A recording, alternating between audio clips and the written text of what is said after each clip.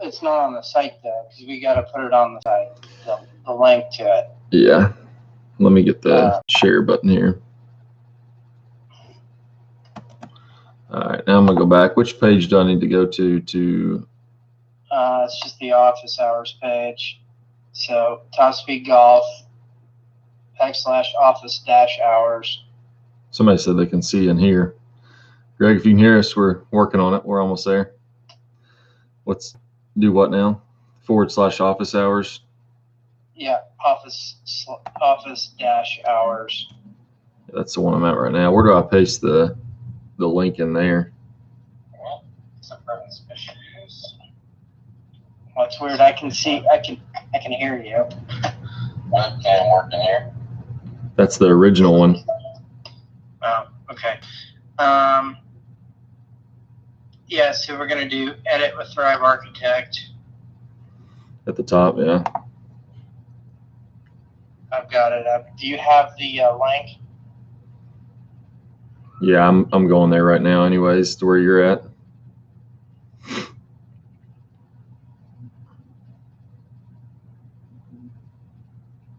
Then you're going to click into once you're in Thrive Architect, you just click into that element, where the video is, and there's a URL that comes up on the left-hand side. Yeah, it's still got the little green bubbles going. I'm gonna wait. It's almost loaded. Is it replaying my old one, you think? Is that what's going on? Yeah, but we can switch that. So there we go. Once you switch this URL out, we should be fine. Come on, Paige. Yeah, I'm in it right now. If you want me to do it, I can do it, but I need the. Let me just email it to you. Over to YouTube and get the link.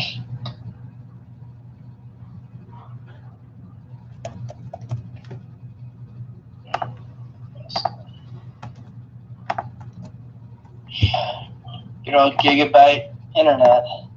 It's been a pain in the butt. It's not loading up that left side to wherever I did. I just sent you the email with the. You did? Okay. Link. So hopefully this will work. I got it. Let me move it. And put it in. Control-C. Tell me when that's ready, and I'll just refresh my page. It should work then. All right, it's all saved. Go ahead and see if you can get on. Okay.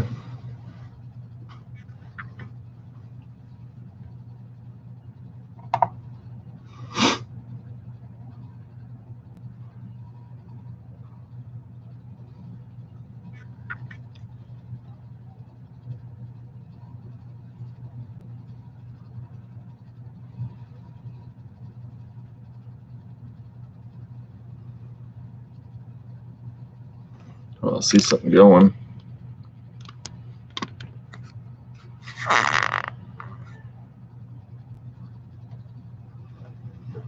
Seems to be playing, but it's not.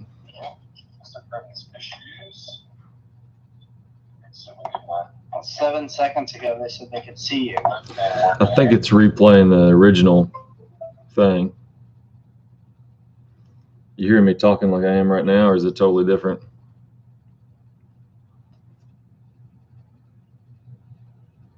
Not sure.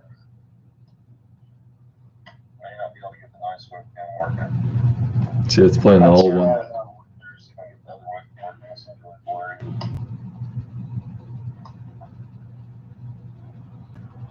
Yeah, that's the old one, even though I just put it in. Give me a second.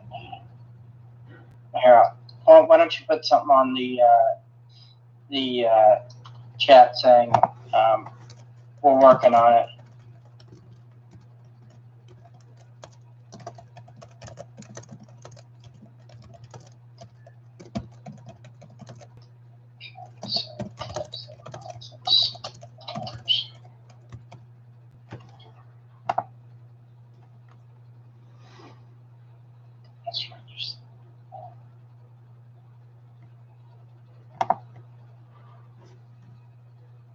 All right, I'm gonna set a new one up for you.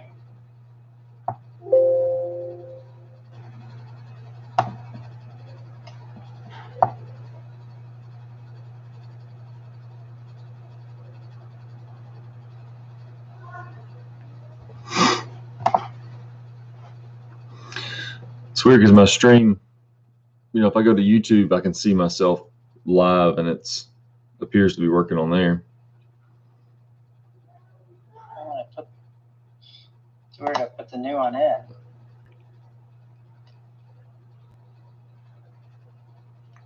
On Drive. What does the new one end with? 1 RLDS? Yep. That's what's in Drive right now. So Control D. I'm going to save it again.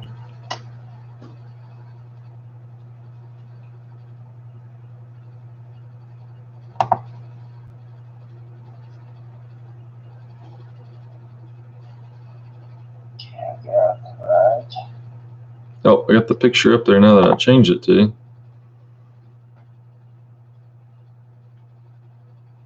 Oh, maybe it's working now.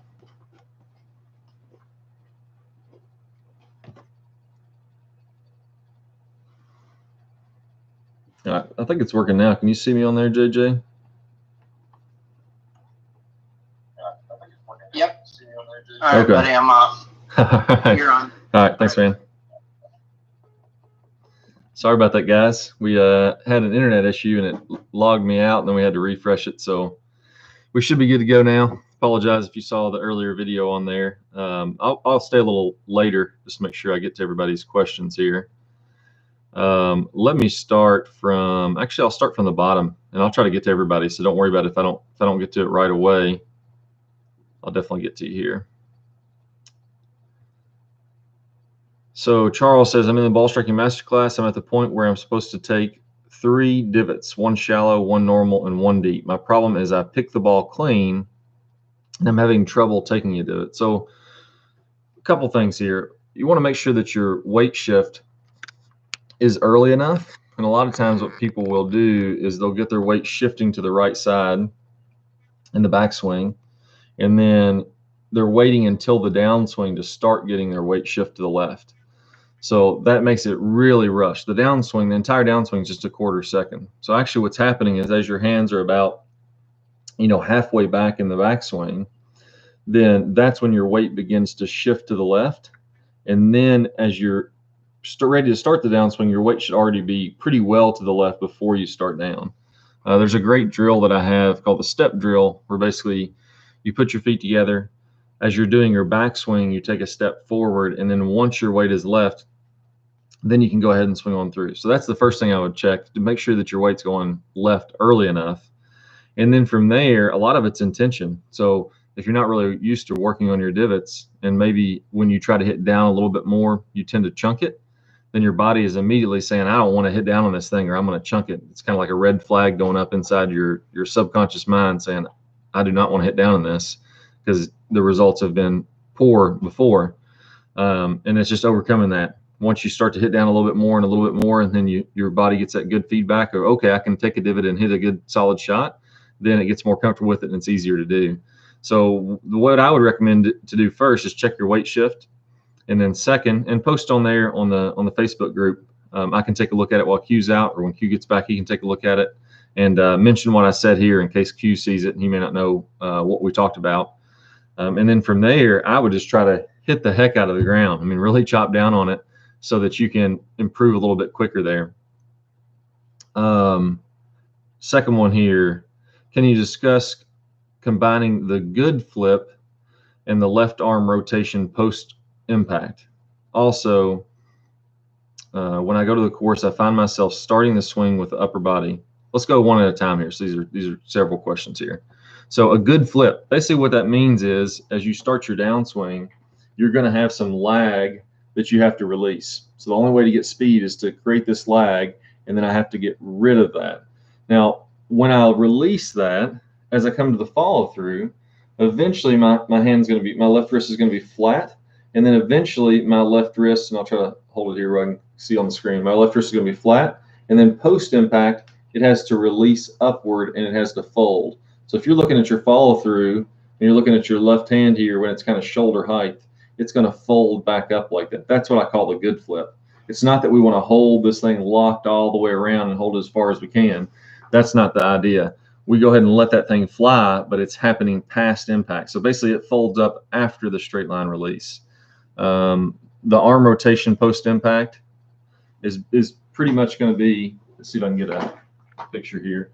So my left arm is rotating around when I'm at impact. When I'm at the straight line release, my hands are kind of released at that 45-degree angle. My wrist is still pretty flat there. And then as I come on through, it's going to rotate on through naturally, and then it's going to fold up.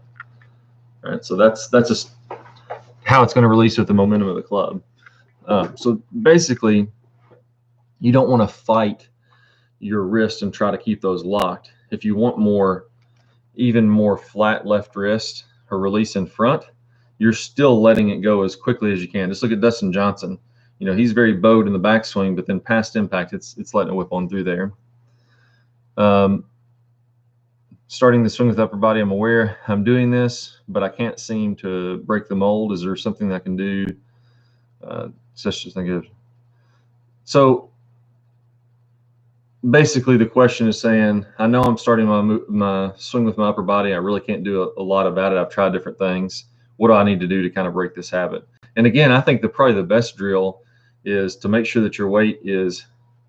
There's two things here, and I think it's widely misunderstood. So your weight shift to the right in your backswing needs to happen extremely early. So even the first couple feet your club is moving, you need to be starting to put some pressure into the right foot and really loading up into it.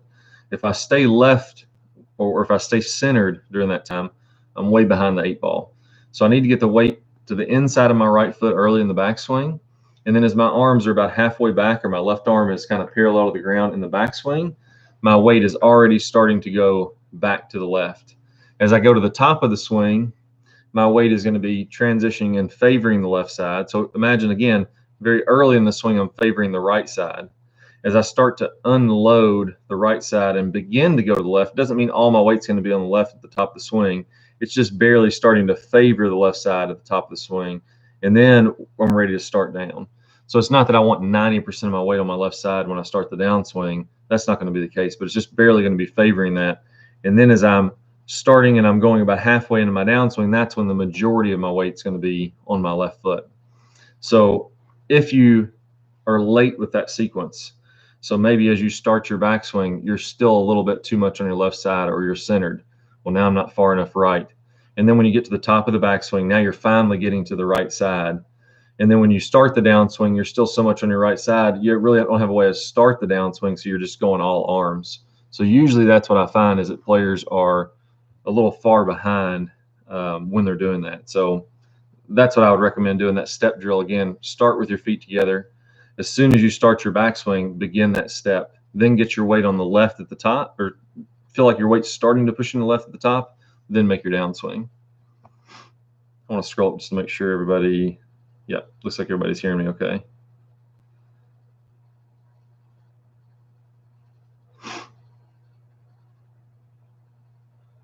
Okay. I understand the straight line release, but I'm not sure if the club head is causing the release or how the hands are supposed to be working coming into impact and after.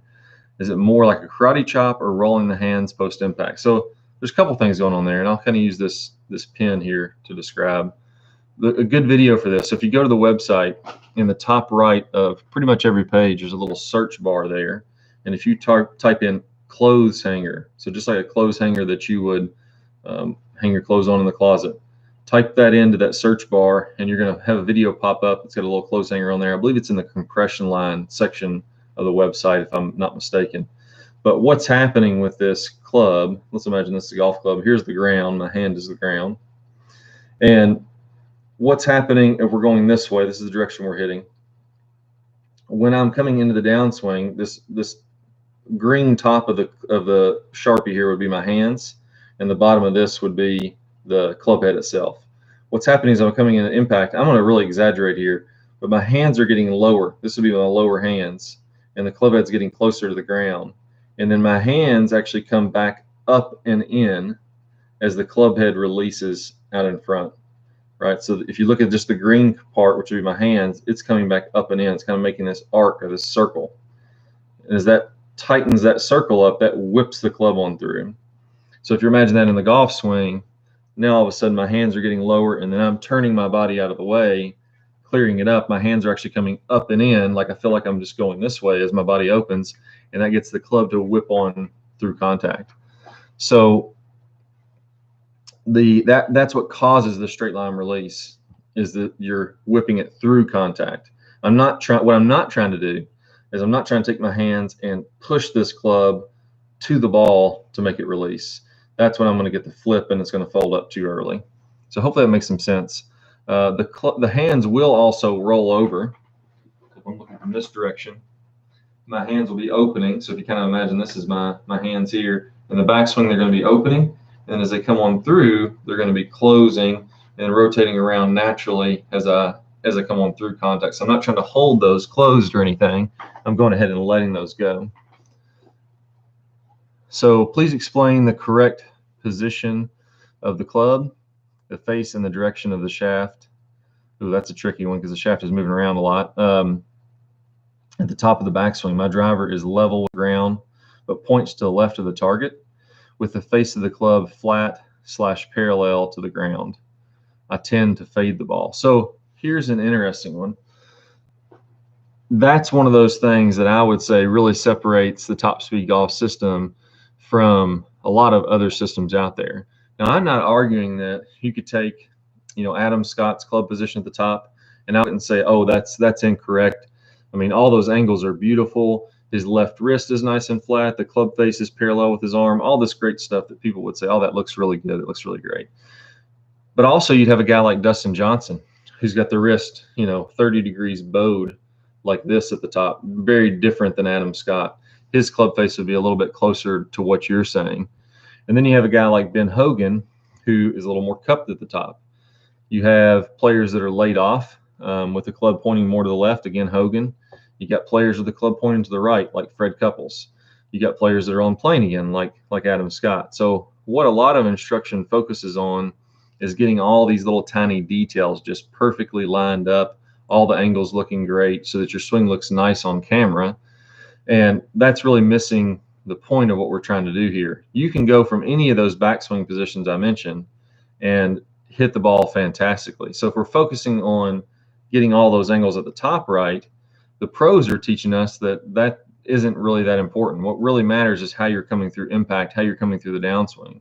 So from any position at the top, if you get a good lag position, like we teach in the Top Speed Golf lag section, if you have a great power turn, you're loading your shoulders properly, if you have the straight line release where you're releasing the club properly, those, the 5 fundamentals that go over there, those are the most important pieces of your technique. If you look at the pros, they're all doing those the same. So really you want to focus your time on that. And I think that the distraction here is if I start worrying about all the tiny pieces at the top of the swing, I'll be spending my practice time working on aesthetics versus working on the things that really matter the most. Now, it's not saying that they don't matter at all, and it's not saying they don't have an effect on the golf swing.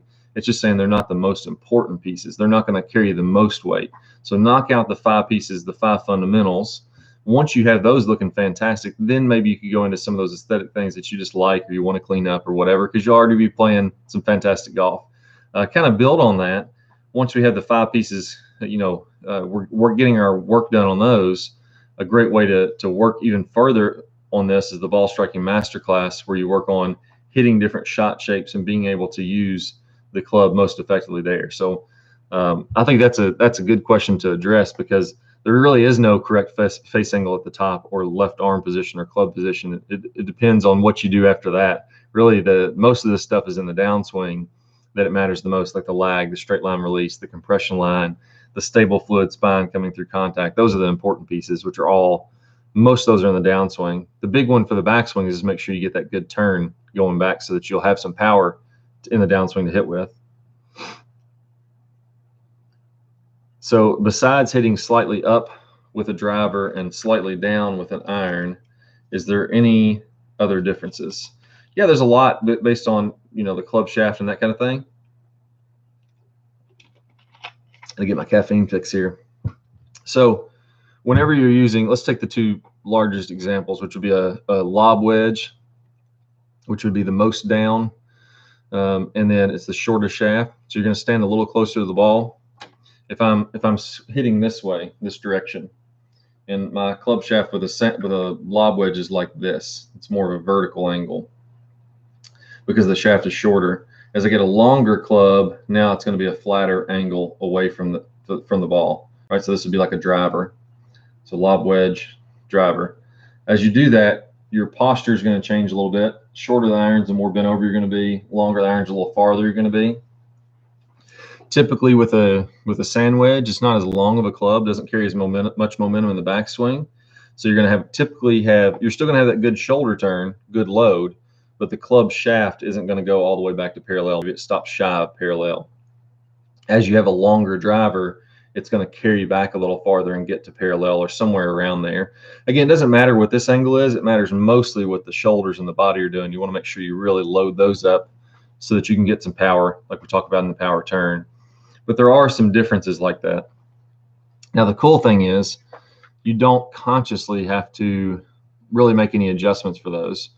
Because you're a little closer to the ball, your spine angle will naturally change. Because the club is a little bit shorter, it will naturally go a little shorter back. So those differences we're seeing are not fundamentals that have to be learned. It's more just consequence of the club being a different shape and weight and length and that kind of thing. So that's the main thing. One thing other to keep in mind that I think is interesting when people are working on their game, sometimes they get frustrated. As you get an iron that has more loft. So imagine I hit this golf ball and it goes up. Let's say it's a pitching wedge. Well, any difference in the face angle open and closed or the path open and closed isn't going to affect how much the ball goes left and right very much because I have a lot of loft to negate that. So imagine it this way. If I have a club face with a 90 degrees of loft, I can open or close that face and it's going to have no influence on if a ball was launching from that, it would just go straight up. So no matter how open or closed the face is, it wouldn't go left or right. It would just be perfectly vertical. Now, with a driver or a zero lofted club, which would be the exact opposite of that, now any opening and closing of the face is going to shoot the ball way to the left and shoot the ball way to the right. But they would all launch parallel with the ground. So what I'm meaning by that, kind of getting off on a tangent there, but when you're hitting your irons, even if you're cutting the ball or hooking the ball, it's not going to curve that much. So a lot of times people will say, well, I'm doing great with my irons, but my driver's really struggling. I'm hitting it all over the place. It's really not anything different going on with the driver. That's kind of a misconception. It's that the driver is just much more sensitive to changes in the face angle. So if you're hitting your irons pretty well, your driver may be struggling still a little bit because you're coming in a little across the ball or a little inside out or whatever it is. So the driver is the best judge of how squarely you're coming in the golf ball. If you can hit the driver straight, you can hit the iron straight for sure. So it's not a bad idea to get some good practice in with the driver to really hone in your face and path, that kind of thing. But yeah, that's the main difference. And like you said, because you're trying to launch the ball a little higher, decrease the spin, hitting up on the ball is a little better with the driver. Even there, to be honest with you, there's a lot of pros that hit down on the golf ball. As long as you're hitting the ball solid and you're making a fundamentally good swing, hitting a little down on it isn't going to be the end of the world. Again, with an iron, we're looking at, if you have a clock face and 1 minute on a clock, just one little tick of that clock face going from 12 o'clock to 12:01, that 1 minute is 6 degrees. So when you're hitting down with an iron, you're hitting down about 5 degrees. When you're hitting up with the driver, or actually a tour average of the driver is down 1 degree. So you're talking less than a minute difference on a clock face between a pitching wedge and a driver. It's not much at all. People make it sound like it's way, way different. It doesn't have to be very different. Now, some good drivers of the golf ball are hitting up to maximize the distance a little bit, say +3. But even then, +3 to -5, it's only 8 minutes. It's barely more than eight degrees. It's only barely more than a minute on the clock hand. It's not a ton, So I wouldn't get too caught up in that.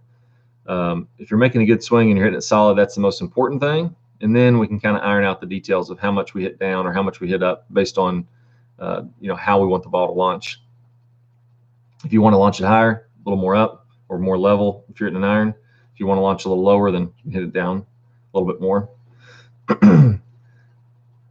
Hey, Clay, I really enjoyed going through all the content you put out there. Yeah, thanks a lot, Jeremy. Appreciate it. Worked through the Top Speed Golf system and currently enrolled in the Ball Striking Masterclass Week 3. I've definitely seen some improvements in my swing, but I find myself not improving much on my actual scoring. I bought into the micro improvement philosophy, but what should I be focusing on to get the most out of the program? So there's a little bit of most of the time what happens is when you start working on the Ball Striking Masterclass, you're learning, you're kind of forcing yourself to get outside the box and control the face right and left and control the path right and left, control your divots. The first few weeks, sometimes it can be a lot to think about because now I've got all these new things I'm practicing and I haven't quite gotten them down yet. But I found when you get around week 6 or 7, a lot of the fundamentals are what I call the big 4, which would be your face, your path, your ground contact, and your impact location on the face. Those start to become like second nature. You don't even have to think about them very much. And that's when the improvement is going to kind of take off. Once you get comfortable and you really not have to consciously think about it as much, that's when it really gets to be a lot more fun. So probably just a little bit early in the course. And you got to get comfortable with them. If you find yourself over the shot really having to think about what you're doing on each one, then you're not going to play quite as well as you will in a few more weeks once you get a little more comfortable with it.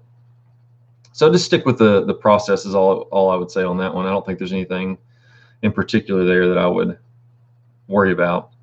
Dave P. At address, should the shoulders be protracted, retracted, or neutral? So here's what Dave P. means. So when my shoulders are neutral, that means that my shoulder alignment here is just pretty neutral, anatomically neutral. Now, if I protract my shoulders, that would be this way. So again, when I'm doing that, my chest is staying square. I'm just protracting my shoulders forward or rolling them forward. And if I retract my shoulders, that would be this way. So I'm pulling my shoulder back. At address, they're going to be slightly protracted because your arms are reaching forward and they're just naturally going to roll a little bit forward. Now, what I don't want to do is I don't want to roll forward and be slouched over like this. And there's really nothing inherently wrong with this position other than it makes it more difficult to rotate. As you slouch forward, it tends to your spine kind of bends a little bit this way, and now all the little vertebrae on here are crunched forward and they can't quite rotate as easily. It's not the end of the world. There's some great golfers that are a little bit slouched forward, but if I had to pick my preference, I would say just very slightly protracted. As you go to the top of the swing, this left shoulder is going to protract across the body to help you get a big turn. The right shoulder is going to retract. That's going to be my big turn in the backswing. As I come on through contact, I'm releasing. Shoulders will be a little protracted. And then as I come all the way around, my left shoulder is going to retract. My right shoulder is going to protract to be all the way to the finish. So really not a ton that you have to worry about there other than in the backswing, make sure that you really get loaded up. And in the follow through, just rotate around as much as you can. If you're a little bit off on protraction and retraction, it's not going to be a huge deal other than at the top of the swing, making sure that you load up. All right, let's see. So Abdul, right-hand golfer, been using Top Speed Golf System for about 3 months. It's helped my game a lot. One problem still plagues me is flipping at impact.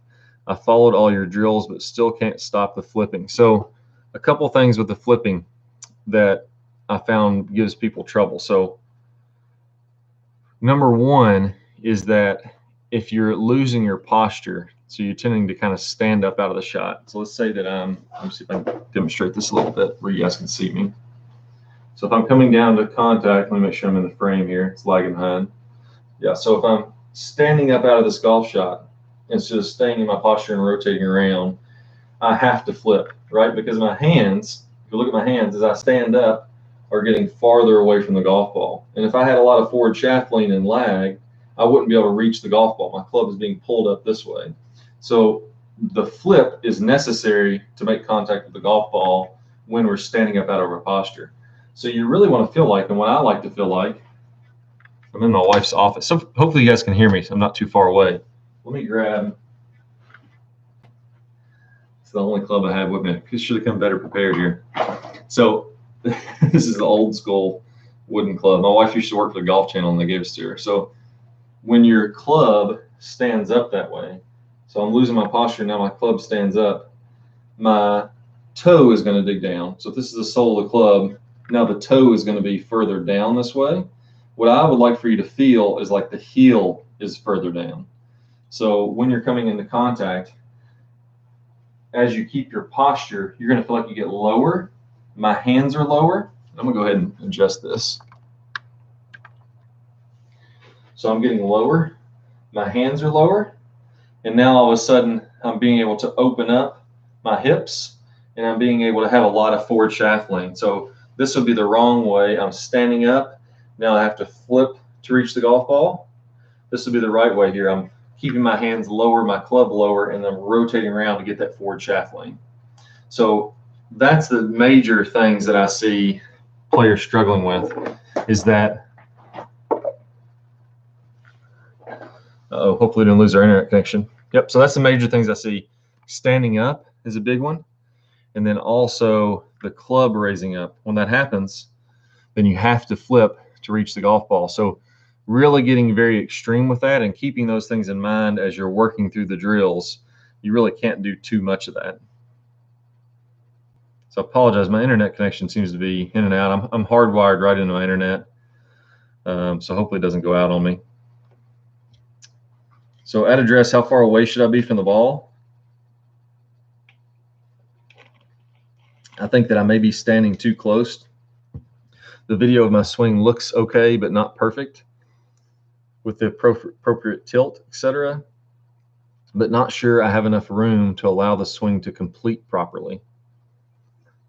So again, I think this is one of the things that I talked about earlier, where we can get caught up in a lot of details and we can say, okay, I want to have the perfect tilt. I want to be the perfect distance from the golf ball. But in reality, there's great players that are a little closer to the golf ball and a little farther away from the golf ball. I don't think there's one distance to stand from the golf ball that's going to be kind of the magic distance to make it happen. You know, as you stand a little farther away, your arms may adjust a little bit and get a little longer to compensate and still get everything to work perfectly. As I'm a little closer, maybe my arms are a little closer to my body to adjust and still have a good contact position there too. Let me scroll up to the top, make sure everybody can still hear me here. Hold on 1 second. It looks like everybody can. So let me give you a couple of general pieces of information here. What I would check is with your irons, if you're looking for just kind of a baseline, as I hinge forward, so I'm going to drop my hips back, and as I hinge forward to set up to an iron, I'm going to let my arms kind of hang, and that's about where I should be gripping the club. Again, it's going to be different for a pitching wedge than with a 3-iron because I'm standing a little taller. With a driver, again, I'm not going to be hinged quite as far forward. Instead of my arms hanging down, they're going to be slightly more out with the driver. So this angle is a little out versus pitching wedge maybe a little bit more down. But again, if we get caught up in those details and we're really worried about that, I would focus on the big piece of the swing, the 5 fundamentals we talk about, because that's when you're going to get the best results. If I get really worried about my setup position, I could end up spending a lot of time working on that and trying to get it perfect, and then not really seeing the results in my game, the score is getting any better, that kind of thing. So keep that in mind as you're working on things. Let's stay to the big picture stuff. That's where you're going to get the 5 fundamentals coming through contact, like we go on the ball striking masterclass. And if you're wanting distance, we have the 20-minute distance fix has been an awesome program. So let me talk a little bit about that. Some people don't know about that. So when you go to the instruction tab at the top of the website, you click on that. The very first thing down from that is going to be the 20-minute distance fix. So that's a program that I put together. It's a 3-week course that goes over the most important drills, the best drills that I've found for distance. And I've done a ton of distance training, and these are the best of the best drills. So you follow it. It's 2 outdoor drills per week where you actually go to the range, hit some balls. You only hit 20 balls. It takes 20 minutes a session. It's awesome. So it's really quick and easy to do. And then you do 1 indoor session where you swing in your living room, do whatever you need to do to swing 20 times. You can go outside at your house. You can go to the range if you want to also. But that's 3 weeks long. Now, the average distance gained is about 34.5 yards. So we had a pilot group of 80 players, and we kept track of all their progress. over that 3 weeks, they gained about 34.5 yards. And it's just basically 6 outdoor sessions that are 20 minutes apiece and 3 indoor sessions that are 20 minutes apiece. So it's not a ton of time that you have to spend to get those kind of gains. And that's the average. We had one player that gained 70 yards. Now, even cooler than that, the very first video in that series is the quick start. That's a 20-minute video. You practice for 20 minutes. You follow those drills. You're going to get about 45% of the gains that you will in the entire course. So that first video, you can add 15 yards roughly to your distance on your best drives by just going through this, and you'll pick up 4 or 5 miles an hour club head speed. So it's really good. So that's a 20-minute distance fix. That's something I'd recommend. So that's really what the Top Speed Golf, the website, is. What I recommend, and I get this question a lot, so I'll take just 1 second to go through it. I recommend starting with your distance first. Go through that 20-minute distance program. It's very quick and easy. You can get tons of speed gains there, and you can start driving it farther, because that's the most important thing for your performance. If I can pick up another 30 yards off the tee, all of a sudden golf just gets a lot easier. I'm reaching the par 5s, having short irons in the par 4s. Then go into the Top Speed Golf system. Start working your way through each of the sections. So your power turn, straight line release, that's going to build the fundamentals. What I recommend starting with is a stable fluid spine. That's kind of the number 1 fundamental, I call it, because that helps you to get your ground contact very consistent. So I've got my stable fluid spine working. Once I've got a little bit working on those, if you really want to fast track it, then I recommend going to the ball striking masterclass. So that ties in perfectly really with anything you're wanting to do. So it doesn't matter if I'm first beginning the Top Speed Golf system or I've been in it a while. If you jump into the ball striking masterclass, we're talking about the fundamentals, how to pair up your fundamentals with what you're doing at contact so you can get the desired shot that you want to get. So you can really take that course anywhere along the process, and you're going to get some great results. That's a 13-week course where you actually have one of the instructors work with you. Quentin manages the Facebook group in there. You can post questions to him. You can post your swings. That's a cool thing. So usually we launch that about once every month and a half, something like that, 2 months. It just depends on the time of year. But that's a great one if you really want to fast track it and get the most out of your improvement if you're really, really serious about your golf game. So that's kind of how I recommend doing it. Get your distance first. It's the quickest course. If nothing else, just do that first video, and you're going to have a good distance gain. Then jump into the Top Speed Golf 5 fundamentals, start working on those.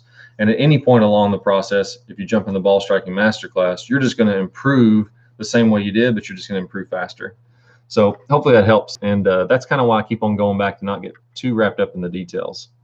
So Roy says, hey, Clay, right leg into impact.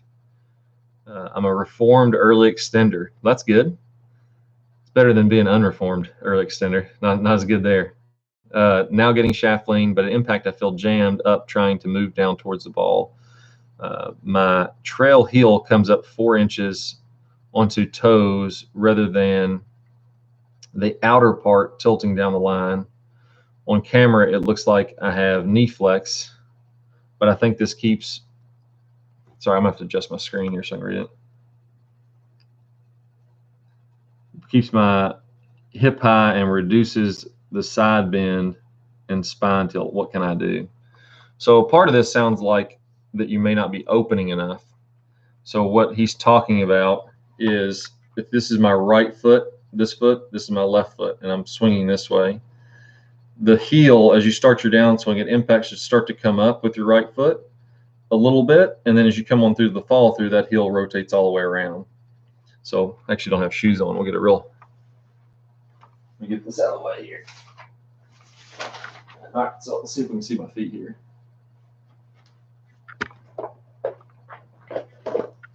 So when I'm swinging, what he's talking about there, chair out of the way, is that the right heel, as you're coming in impact, should basically be doing this and rotating around, and the hips will be opening. And as you come on through, it's all the way around. What Roy's saying there is that as he's coming into impact, that right foot is all the way around, all the way up on the toe here, and he's feeling jammed up a little bit. So it sounds to me, and it's hard for me to know without seeing it, but it sounds to me like the right foot may be going forward this way, and that's kind of jamming you up with your body because it's getting in the way. What I would feel like is you go back more toward the heels, so your weight's going back there, and as you rotate around, now your legs are going to be farther back that way. So as you come back, feel like you sit into your rear end, goes more weight on your heels, specifically your left heel. And then from there, as you rotate around, you're creating more space in here. So hopefully that helps to answer that question. So William R. says, sometimes my hands take over the swing and I duck hook. I've adjusted my grip pressure and focus more on strengthening my left arm and grip. This has produced some great shots and eliminated the flip. So does having more pressure on the left arm and grip desirable for right-hand golfers who flip? So what I think is going on, what's going on when you flip, at some point in the swing, I'm taking a lot of pressure with my right hand and I'm pushing this club through contact. So for you, having a little more pressure in that left hand and being more conscious of being left-handed and getting that to turn up and in and to rotate that left hand like the clothes hanger drill I talked about, letting that whip up and around, then that's helping you to eliminate some of this over push of the right hand in the downswing. The right hand does work. It does accelerate the club, but if it does too much and the left hand doesn't do much of anything, we're going to tend to get a little flip, specifically at the top of the swing. So by being more left-hand focused, I think that really helps you. And that's what I find with most golfers. It's not that the left hand is supposed to be doing so much more. It's that most golfers don't do anything with the left hand. The left hand is just on there for the ride. So once we start to train the left hand a little bit, then things get better. But it is a balance. The right hand and left hand do work in the swing. But I think for the majority of golfers, if I had to answer that, do a lot more left hand drills to balance that out. Because most people are just so right hand dominant. All right, so William F. The quarter second from impact to release 4 feet in front. How do you get from covering the release? I end up overcooking and try to restrict the release. I end up overcooking it, or I try to restricting the release. I end up hanging on for a fade. So what he's saying here, William's saying, is in the very quick time that the club goes from impact to releasing out in front, how do I get the face angle correct? Sometimes I'm hooking it and it's going way left. Sometimes I'm holding off and it's going way right. Well, here's the big key here that I think that a lot of times golfers forget about, is it's the momentum. So when I'm releasing this club, I'm not trying to steer that into the straight line release. I am letting that club go. I'm feeling like I'm throwing that club and it is releasing out of my hands, and I'm not feeling like I'm steering it with my hands. I'm setting this club up in a good position to where I can just let it go and it's going to get to the straight line release. So if I'm trying to steer the club to the straight line release, then it's not going to work very well. And what I would try to challenge you to do is to feel like you're letting go of that energy, you're letting go of that club, and trying to let the momentum do a lot of the work. So it doesn't sound like that's anything different. Like we says, like, well, I'd just let the momentum do it if I could. But in reality, just that change in mental focus, you'll start to put the club in a better position. You'll start to do things a little bit more fluid and a little bit more synced up if your idea is trying to make it fluid and let the momentum do a lot of the work. All right, so let's go. Well, why? I'm really struggling in the transition to downswing. My lead knee and hip tend to bump out too far past my ankle, causing me to early extend and lose my posture. Any suggestions? So that's really what the compression line section of the website is for. That's going to help you get your ankle, your hip, and your shoulder stacked up there. So I have a drill there where I put an impact alignment rod in the ground. I can't off the top of my head remember exactly what number this is. But instead of letting it slide through that impact stick, then I'm going to put some pressure into my left foot, but I'm going to keep my left hip behind that, and then I'm going to rotate on through, staying behind that stick. That's a really good one, and that's covered in the compression line. So I would recommend going through the compression line series. It's going to do you way more justice than I can do here, but that's going to kind of walk you through step by step on exactly how to do what we're talking about there. So the trick is loading up. One of the things, you're probably too far left in the backswing, and then when you shift even more left in the downswing, you're getting ahead. Make sure you load up to your right side first, then go ahead and shift to the left. players that start left and then go even more left, you're going to slide in front every single time. Mark N says, I alternate pulls and blocks, especially with the driver. Video shows inside approach on forward swing. Also, chin and shoulders seem to be connected on the downswing. Any drills to help cure the pulls and blocks? So here's the one thing that's wildly misunderstood with pulls and blocks. Typically, when I see a player hit a pulls and blocks, the path is always going inside out to the right. And what happens is, when the path is inside out and the club face doesn't release, and I kind of hold that face open. Or actually, let me step one step farther back than that. Let's say that I'm a player that's hitting pulls and blocks, and all of a sudden I snap hook one, and it goes way left and probably goes out of bounds or in the water or somewhere not good that I don't want to be. Well, my brain says, dang, I don't want to do that anymore. I'm definitely not going to hit that shot. So it starts to want to hold the face open a little bit more. So you keep that inside out path, and now the face is open, and you block it out to the right. Well, on the hook, the pull hook before, it really wasn't a pull hook. It was an inside out swing to the right. The face just released a bunch, and now all of a sudden that ball hooked. The next swing, still the inside out path, the face stayed open to try not to hook, and I blocked it out to the right. So it's kind of this balancing game between how much should I roll the hands? Oh no, I got to hook. Or how much should I hold them off? Oh no, I got to block. But the root cause there is that the path is too inside out. And sometimes what will happen when players pull the ball and they say, well, it didn't really hook a ton, but I just pulled it. Well, in reality, that was that snap hook, but you just hit it a little off the heel of the club, which caused it to straighten out, especially with the driver. So what I recommend is working in some fade shots. So when you're practicing, go ahead and purposely hit some shots that start to the left and fade back to try to promote a more left type path. Then play a few draws and fade. So you're kind of alternating back and forth, and then you can find out where zero is. In order to be a really consistent golfer, I need to have my club path moving pretty consistently close to zero or straight square through the ball, whether I'm hitting a fade or a draw. So if I'm fading it, it's barely going to move outside in, a few degrees. If I'm drawing it, it's barely going to move inside out. The closer I can get to zero, the more consistent I'm going to be with all my shots. So I find that the pull hook and the block is really the same symptom, and that's just that the path is too far inside out. Got to get that thing going more left. So feel like you're going to hit some fade swings. So after recording my swing, I noticed my leg remained flexed at impact. Wicked topping of the ball. If I concentrate on straightening the left leg at impact, moving closer to the ball, made for better contact, but toe first contact with the ground and odd shaped divots. Would the cure be to flex the right leg more during the backswing or bending more at address? So I think no matter what if you're bent, your legs are bent or straight. So let me go ahead and show again. So I could be standing up out of my posture. I could have a bent leg and still be standing up out of my posture. So I could kind of be bending my legs. And again, I don't know for sure without seeing your swing, but I could be bending my legs and still kind of coming up like this, which would make the toe kind of dig down. When my hands go up, the toe digs down and the divots are kind of odd.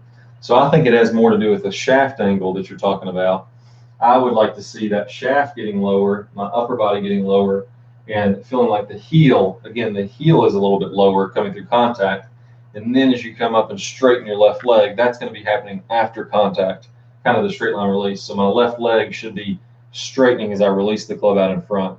So I could be way bent, but have my body up like that, and it would steepen up the shaft.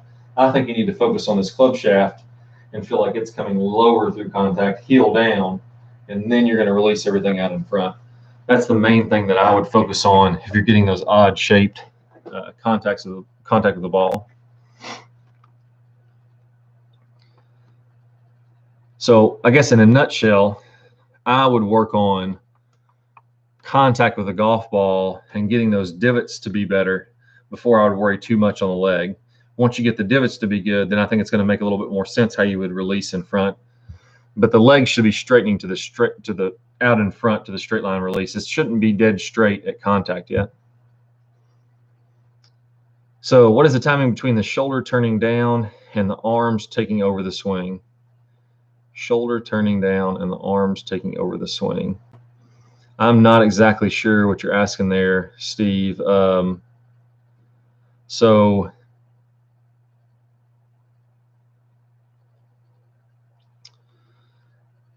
yeah, I'm not quite sure what I would say with that. So in the downswing, I'll say that basically the body starts first. So as I load up, I'm loading up my body. I'm going to get a weight shift to the left. My body starts to unwind and get the momentum of everything moving forward. And then once I get the momentum forward, I'm about halfway down in my downswing. My left arm's about parallel with the ground. Then I'm releasing my arms to the straight line release. So I'm not sure if that answers your question or not, but that's the best I got right now. I tend to be steep with my irons. So Lewis M says, I tend to be steep with my irons and not with my woods. Any thoughts on how to shallow my irons out? My misses of the irons are fat left or block right. So again, it could be, I would want to know if you're mostly hitting draws. So are you inside out and you happen to block a few of those to right, but you normally play a draw? That's a different result than if I'm typically playing a fade.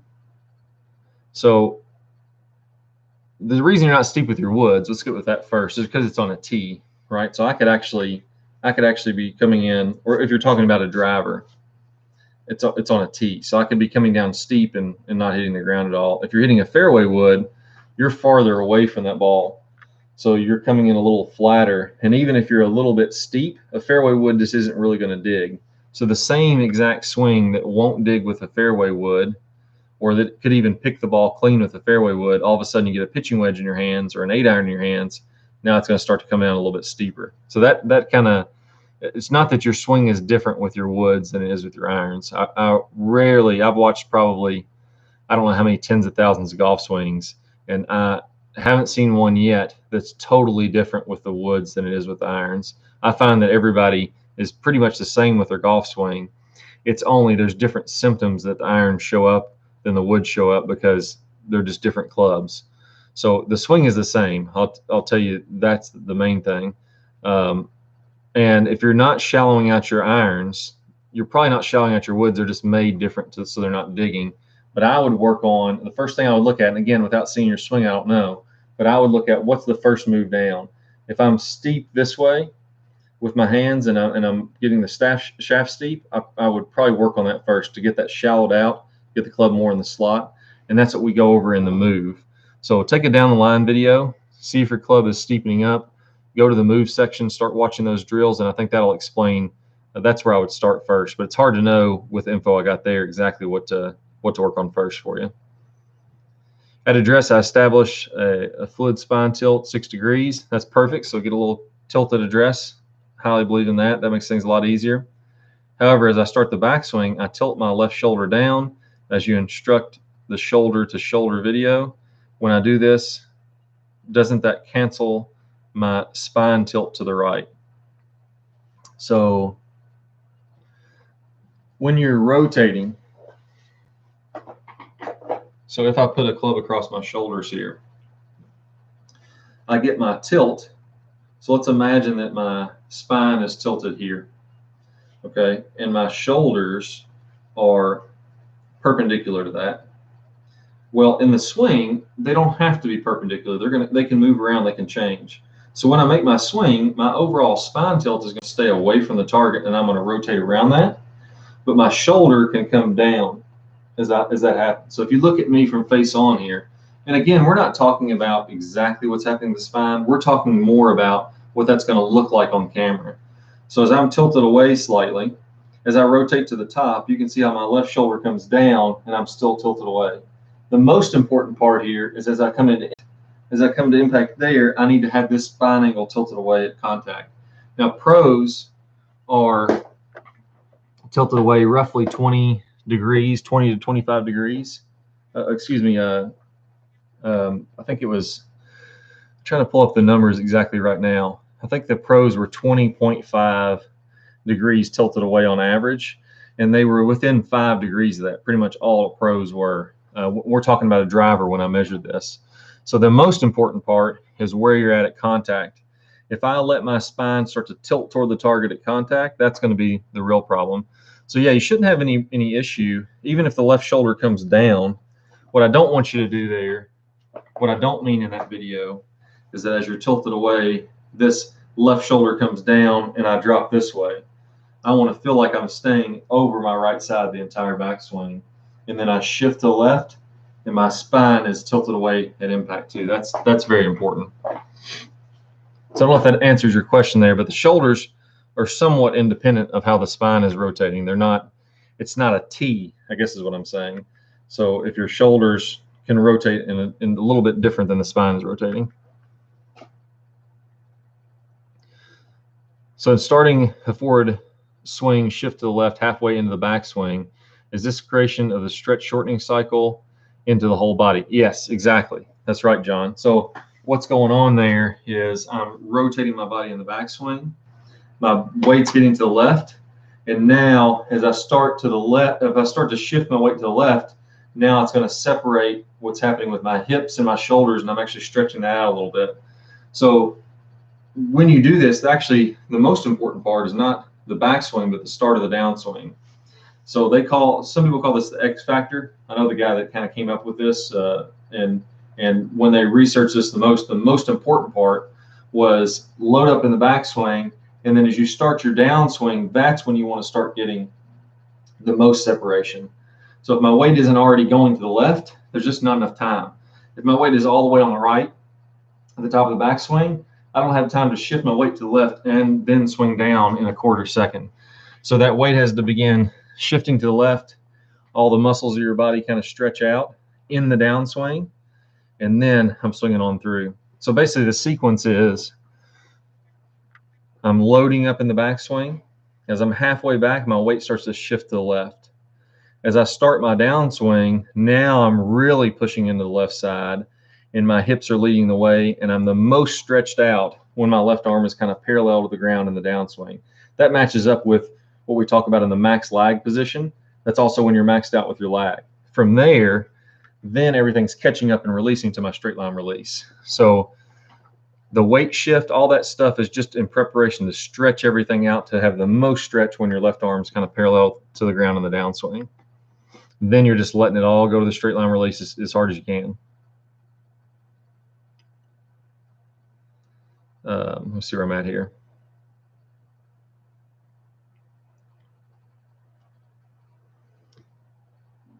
Hey Clay, please talk about hip depth and weight transfer. I struggle with hip early extension even when practicing the wall drill.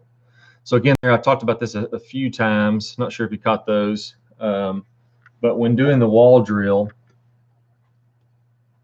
one thing that I think is very helpful is when you're losing your early extension, going into early extension, when you're losing your posture, that's turning this club handle up. What I want to feel like is, what I would definitely feel like is, as you're coming through, you're getting lower to the ground, which is getting this handle lower. I'm going to exaggerate here. You're getting the handle very low. And now I'm in a position with my legs that as I push, I can push my rear end through that wall. So try this out for me. This is kind of something that's interesting. Stand up and lock your legs, and now try to push and open your hips. Very difficult to do, right? But if I bend my legs, now I can really push this hip back as hard as I want to go. And that's happening for my left heel. I'm pushing my heel into the ground, and that's rotating me open. So having the idea of feeling like the hands are lower and my legs are more flexed, now I can push and open up a lot easier, and I can stay in my posture a lot easier. If my legs are straight, I don't have anything to push with. All my muscles are already extended. My bones are locked here. I don't have anything that I can clear the hips out of the way with. So that's kind of an interesting drill. Those both are really related to each other. Clay, with rotating, this is Carl O. Rotating the left hand and the pet the grass with the right hand, the grip at impact looks different than at setup. How can we make sure our grip at setup will contribute to a proper grip at impact? Great question. I love this question because it's one of the most widely misunderstood ones. So at address, the grip, let's actually go ahead and zoom in here again. So my grip at address actually has nothing to do with my grip at impact. And I hope that I can see this. My camera's on a lag, so I think that'll cover it. So this angle at impact with my left hand, this angle at this angle at address with my left hand and my right hand have nothing to do with what's happening at impact. And if you look at my hips, the same thing. My hips are going to be fairly square at address. They're going to be 30 degrees open to 45 degrees open at impact. My rib cage at impact is going to be 20 degrees open roughly, right? So now my ribs are open. My left shoulder is now protracted across my body. My right hand is now, my right shoulder is a little bit lower and coming through when I'm at impact. My elbow's in a different position. My feet are in a different position. My weight shift's in a different thing. So impact or address and impact really don't have anything to do with each other when it comes to how I set my wrist up, how I set my body up. The golf swing is a dynamic motion. You're making athletic movement there. And I think that the idea of I'm going to set it up at address and then I'm going to come back to that position is very flawed, because if you look at all great players, their address position, there's no part of their body that'll be in the same spot as it is at impact. So I would just not even worry about that idea of having something set up at address is going to work at impact.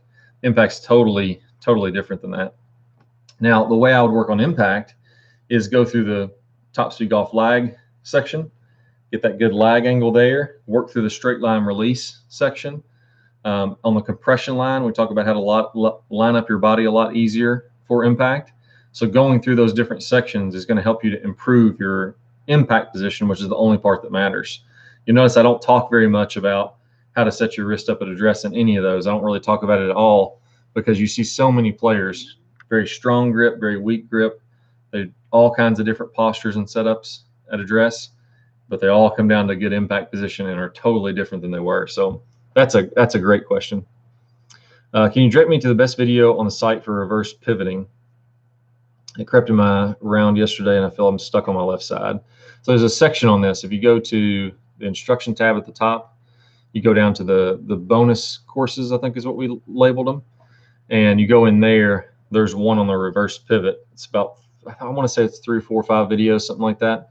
And I break it down from start to finish. You just follow right along with those and that'll help you. So one thing, if you're hooking or slicing or you have some individual problems you're working on, if you go to those bonus courses, those bonus series, I have broken those down into a series of videos that you follow along with, and you can improve some of those issues. So the Top Speed Golf system is about building the fundamentals that are the most important to developing a great swing, great technique, just like the pros are doing.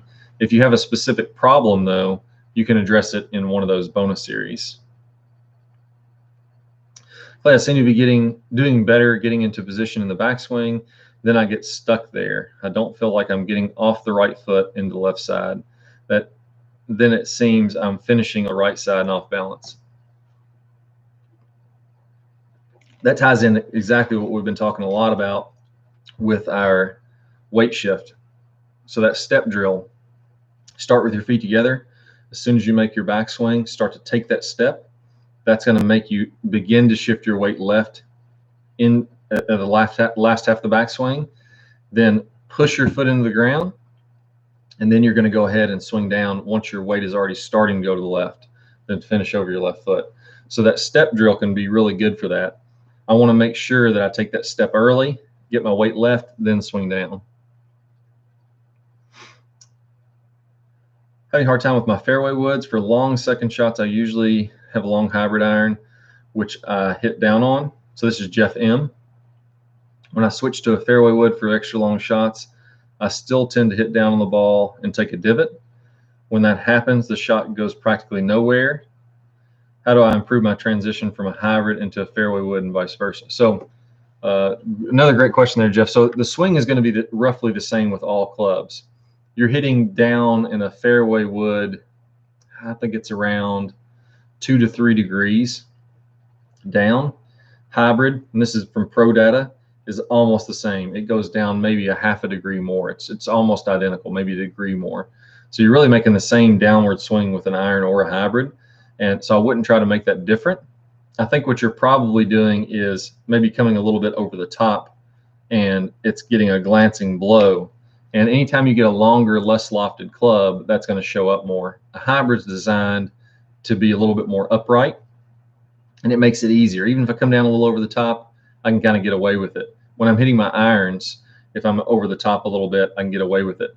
Your 3-wood off the deck is one of the least forgiving shots in golf. So it's not that you're doing something totally different there. It's just, it's a much more difficult shot, and any difference, any imperfection in contact is going to be magnified with that particular type of shot. So what I would do is go to the move section first, video your swing, take a look and see if you're not, if you're coming a little bit out, that's going to be not good for a fairway wood.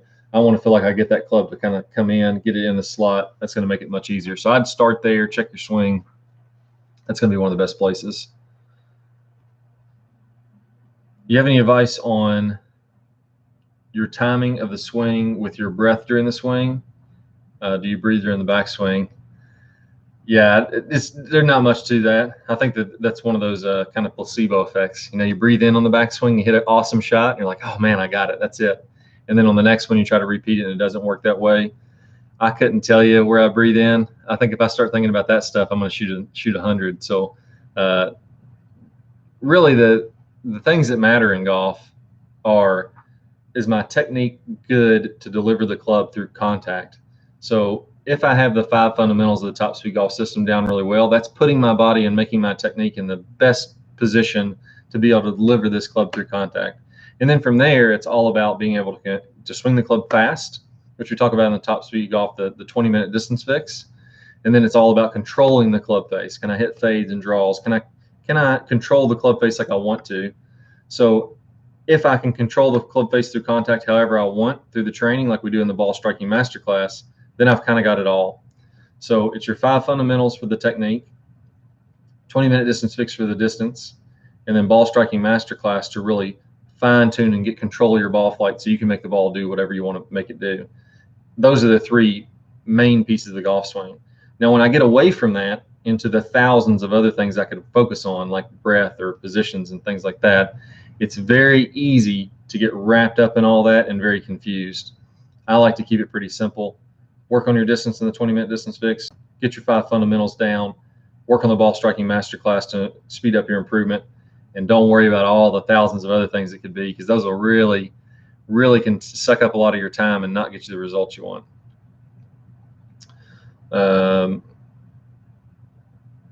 Getting out of wet bunkers, yeah, that's a tough one there. You don't want to open the club face quite as much. So if you have a high lofted wedge, there's bounce on the bottom of the wedge. When you open the face a ton, that's going to expose more bounce. That's great for a normal bunker shot because that's what keeps it from digging down into the sand too much. As the bunker gets wet, now that's going to skip off the sand because it kind of acts like concrete more than soft, fluffy sand. So you just don't open it quite as much. And then I like to make sure that I hit a little closer to the ball and I really hit down into it and be aggressive. I don't want to get tentative at all. And that's tough to do because if you don't hit it right, it's going to shoot across the green. But you got to really make sure you're aggressive through there. So 60-degree wedge, open it up a little bit, not quite as much. Don't have the face way up to the sky like you would a normal shot. Still open, but not quite as much as normal. And then nice aggressive swing a little closer to the ball.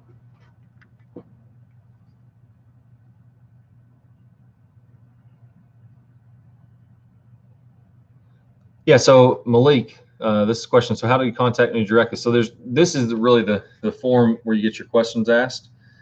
I'm busy making videos and running the website and doing a lot of stuff, and there's really just not enough. I'm putting in long hours already. There's just not enough time to answer all the questions every single day. So doing these office hours, asking questions here. Quentin's going to be in here most of the time. That's the way you'll get in touch with me, and that's the only kind of form of feedback we have. So let us know. One thing that I wholeheartedly believe in, if anybody buys something, it's not what they want, it's not what they like, ask for a refund. We'll be glad to give you a refund. There's no problem with that at all. I want people to be happy and to improve their game and enjoy it. So just contact your customer service. They'll help you out if you need anything. So James M says, can you explain the drill you did with the club shaft on your shoulder? And what do you think about when you do the move on the downswing? Sometimes I forget to do the squaring of the club. So the club shaft on my shoulder, and then the move and the squaring of the club. I can go over all that. Shouldn't be a problem at all. So when I put a club shaft on my shoulder, what I'm looking for here, let's do face on first. In the backswing, and I'm going to go ahead and put the long end on my lead shoulder here. I want to put this up on the top of my shoulders. I don't want to have it down here like this. I see a lot of people do that. It doesn't really work. Have it up on the top of your shoulders. And as I make my backswing, I want to make sure this side of the club makes a good rotation and it gets past the golf ball. Now I've really loaded up. If you're very tight, go ahead and lift your left heel a little bit, loosen your hips. That's going to allow you to rotate more. Now I'm really loaded up. I've got some potential power here. As I come through contact, I'm going to keep my shoulders rotating around. As I get to about here, that's as far as I can go. Then I'm going to come all the way to a good full finish. I ideally want to have this right shoulder down the fairway as far as I can get it. Again, this foot has to swivel around. Depending on your flexibility, you may not be able to turn that much. It's completely fine. Just go as far as you can. Now, when I'm looking from this angle, I'm imagining the golf ball out here in front. And when I rotate that club back, I would like for that club to be pointing somewhere just outside the golf ball. So I don't want the club to go like this and stand up out of my posture. I want to go ahead and have that down toward the golf ball slightly.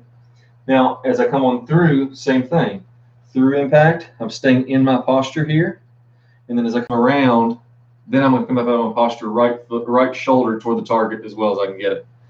The move, when I first started to do the move, what I really feel like is as I start down, I make sure that I'm letting, when my weight's shifting to the left, I'm letting that club fall in. I'm not rushing it from the top. So I'm not trying to really accelerate hard from the top. I'm letting it fall in. And then from there, for me, I feel like my hands are squaring this club up. This club is turning down the entire downswing.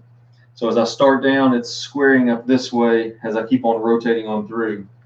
And my left wrist is kind of bowing in the downswing. So the more I do that, the easier it gets for me.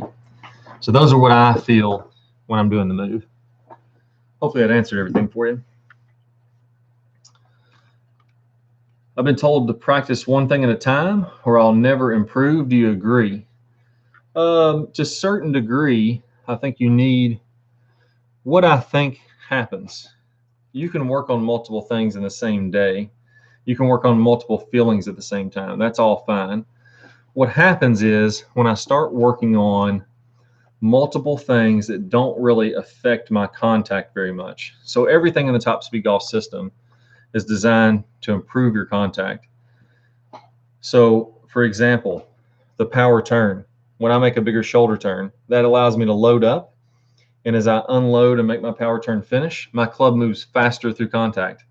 When your club moves faster through contact, your ball is going to go farther. Makes golf a lot easier.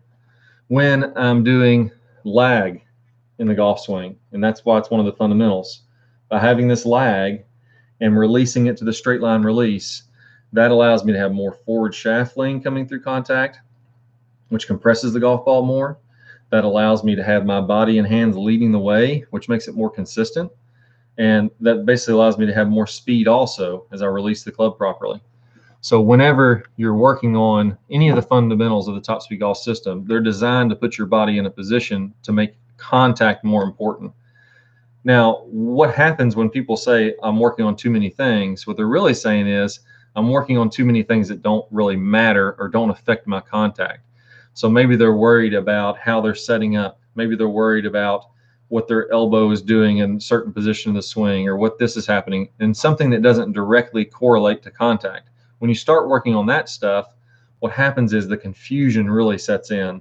And now I hear a tip on TV or I read a tip in a magazine. I'm not really sure how it's going to improve my contact, but I'm trying all these different things out and it's getting confusing and it just falls apart. Everything falls apart. So I don't think that it's necessarily wrong that you have to work on one thing at a time.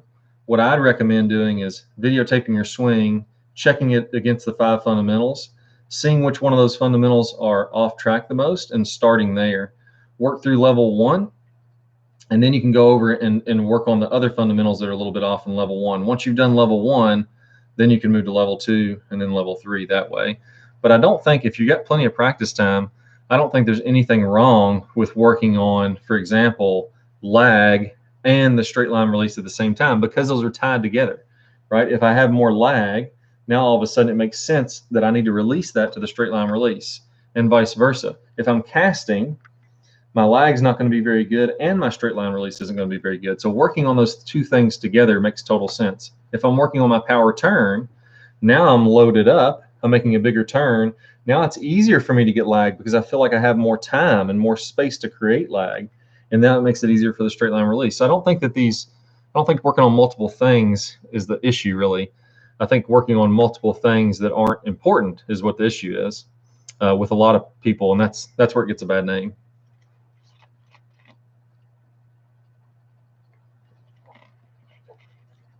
I have a problem with my left shoulder at impact. I raise my left shoulder up after impact when I should rotate it around my body. Can you explain to me the position of the left shoulder through impact? So I think what's going on is you're probably losing some posture. So whenever I lose my posture here, so as I start to come up out of my posture and my hips go forward, again, that shaft turns up, is very common. And as I come through, my left shoulder is doing more of this. What I would like to do, again, like we talked about earlier, keep that shaft a little bit lower. My legs are a little bit more flexed. And now as I turn up and through, my shoulder is going to go not only up, it will go up. It definitely goes up, but it's also going around at the same time. So if I'm doing this move, shaft steepens up, lose my posture. Now my shoulder's hiking up this way, not going to be as good. Chicken wing comes in there. If I'm doing this move where my legs bend, my handle gets lower, and then I clear around, so I'm going up and around at the same time, that's really what you want to do.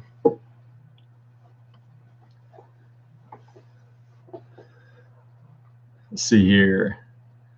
Clay, any tip on keeping the club face slightly open to the swing path when hitting the power fade? Go Cats.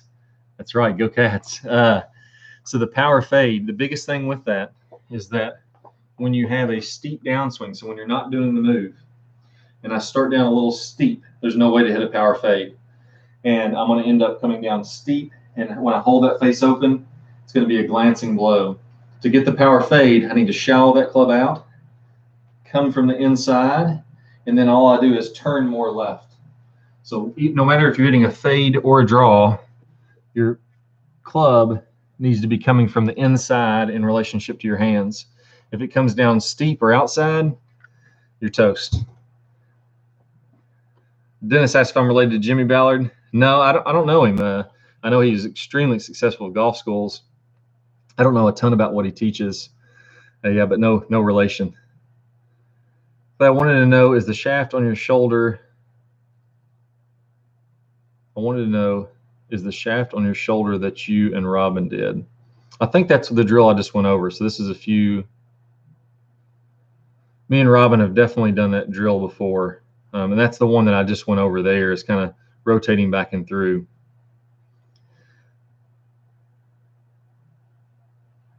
Yeah, I'll look at so Malik Quentin is mostly in charge of the office hours. He's unbelievable. So some of you guys don't know a ton about Quentin, and Quentin's actually the guy I go to if I'm working on my swing. I'll have Quentin take a look. We've talked a lot about the golf swing. He really researches it. There's not going to be anybody that'll be able to answer your swing or your questions better than Quentin. He has an unbelievable knowledge of the golf swing, so he's going to be able to help you with anything that you want. Yeah, got my new golf shoes on. Need to work on that tan. Looks like I'm wearing socks. Yeah, thanks, James. Appreciate it. All right, guys, that looks like that's all the questions I'm seeing coming through here. I had a great time. It was fun talking with you. Hopefully I answered your questions and gave you a little bit to work on there. But the main thing here again, and I want to kind of end it with this, is a lot of players are really, what we're wanting to do is to improve as quickly and easily as possible.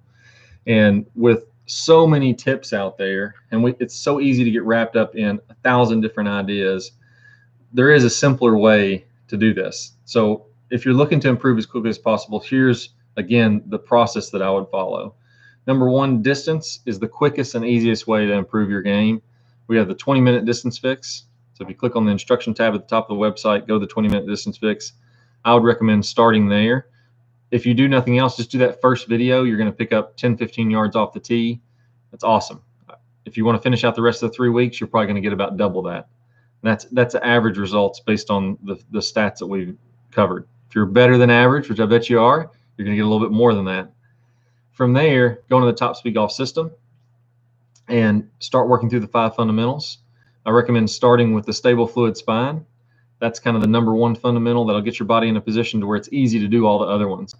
Then look at your swing and start going through and seeing which pieces you're farthest off on. Complete the level 1 for that section, and then go on and start completing the level 1s for the other one. Once you're done with level 1, that's usually a good time to be looking at the ball striking masterclass. So that's going to just add on to what you're doing with the Top Speed Golf system. It's really working on contact, getting better solid compression, being able to control the shot shape. Makes it really easy there. So you can add on the ball striking masterclass at any time when you're going through the system. There's nothing wrong with that.